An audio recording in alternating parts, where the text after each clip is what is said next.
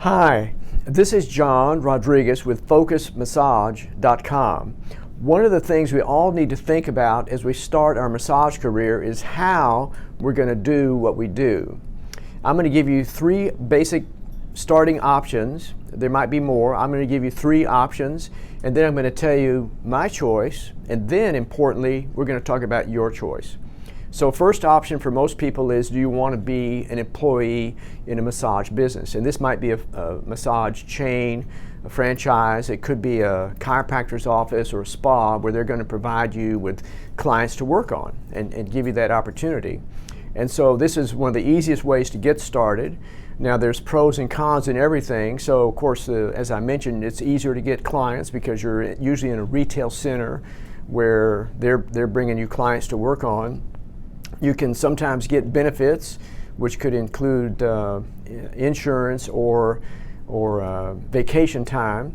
But on the downside, you quite often work a long shift, 6 or 8 hours, and it's hard to get a break because of the way the business operates. So there are some downsides, and you quite often make less per hour because of the way the business model is set up. So they're giving you something on one side and taking it on the other side. But it's a great option, and I know people that have worked in a massage chain for years and years, and they're happy doing it. The second option is being an independent contractor. Sometimes people will incorporate their massage business, and this means opening an office somewhere and putting up your shingle and trying to develop clients. So there can be upsides for that. You can quite often charge a little bit more. You will have business expenses, but hopefully you can manage your expenses and your cash flow so that you can actually make more by the hour than you would working for a massage chain. Also, when you are self-employed, you can quite often take tax benefits, and these are legal and ethical tax deductions that you would not be able to take as an employee. So that's something to look at. Also, flexible time. That's very important because when you make your own schedule, you can schedule a break or schedule lunch. So that can be a real benefit, especially for the longevity of your career. Now, the downside of being a contractor is it's typically a slower start because you're building one person here and there, so you typically are not going to grow as fast as if you work for somebody else. And then of course, as you operate a business, that by definition means you're wearing more hats. You got more things that you need to do to run the business that you wouldn't have to do if you're just doing the therapy. And so for some people that might be a challenge, either because they don't like doing certain things like accounting and clerical work, and then sometimes just knowing how to do it. That's important as well. And then option number 3 is actually owning a business related to massage. I had a friend who went to entrepreneur school at the university, then he got a massage license, then he opened a massage school. So he never actually worked as a massage therapist, although he had a massage license. And he was very successful. He was able to come and go. He eventually opened up a couple of spas. So now he's training the students over here in the school, employing him over there in his spas. So that was a very good situation for him.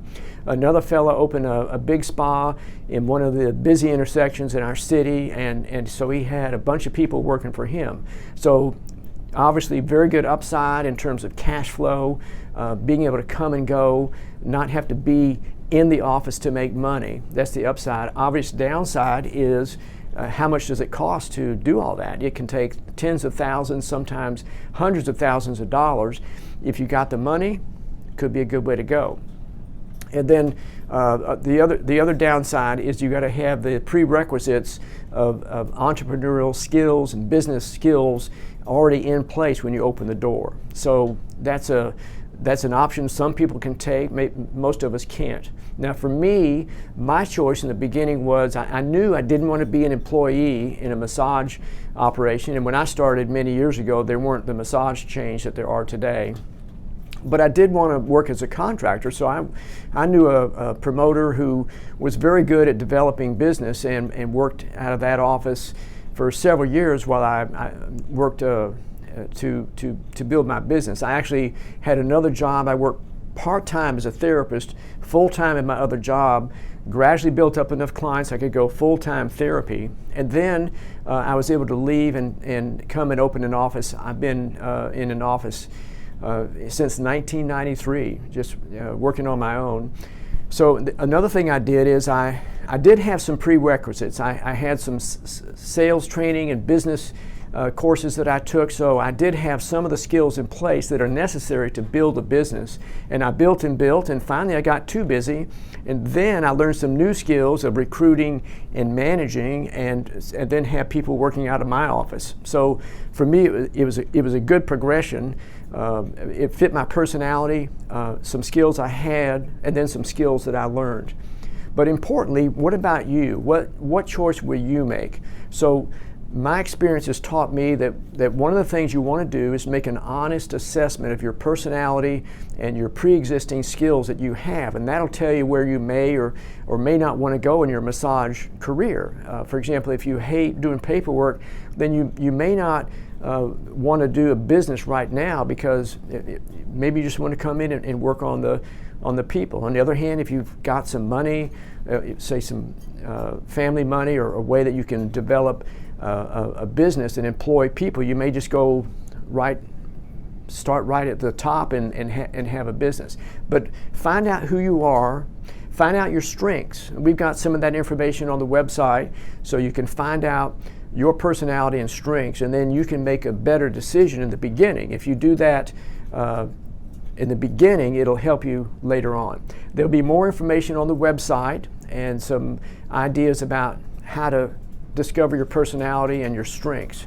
So we hope to see you at the top and wish you the best. John Rodriguez with FocusedMassage.com.